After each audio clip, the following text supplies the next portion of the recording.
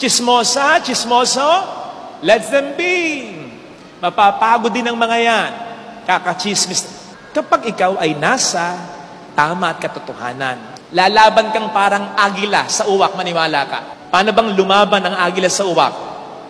Kasi ang uwak, sasakayan sa agila. Ayan, katulad niyan. Pag sakay niya sa agila, tutukain yan likod ng agila. Pero yung agila, pansinin po ninyo, ay, hindi makikipaglaban ng head-on yan.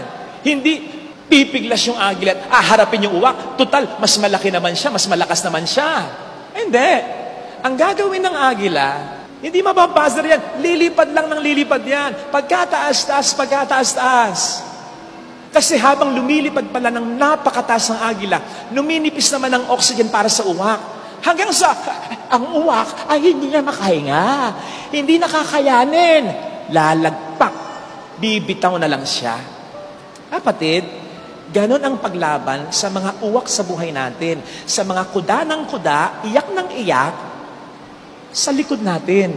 Huwag nating sayangin ang energy, ang oras, ang resources natin. Wag. Kung kinakailangan mag-explain, ipagtanggol ang sarili, go. Once, twice, okay na yon. Kasi ang taong naninira talaga, hindi maniniwala yan. Kahit anong explanation mo pa, mag-explain ka sa iba, pero hindi sa kanya. Kung kinakailangan mo magdemanda, kung sa tingin mo dapat magdemanda, edi-demanda mo. Pero huwag mo nang isipin yung demanda mo. Mag-flourish man o hindi yung demanda mo, okay lang. Basta, huwag mo nang i-focus ang mundo mo sa kanya. Tulad ng agila, fly high, higher and higher. Gawin mo yung mga dati mong ginagawa. Lalong-lalo na yung kinaiinggitan ng mga gumawa ng kwento laban sa'yo. Kung ano yung kinainggitan nila, mas gawin mo, mas pagbutihin mo, doon mo ilagay yung energy mo. Tulad ng agila, confuse them with your silence and then shock them with your success. Lituhin mo sila ng katahimikan mo. Yung uwak, litong-lito. Tinutuka niya yung agila, tahimik lang yung agila. Sabi siguro ng uwak, ano ba ito? Manhid pa ito?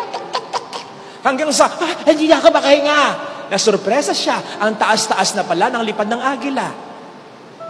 Lituhin mo siya ng katahimikan mo.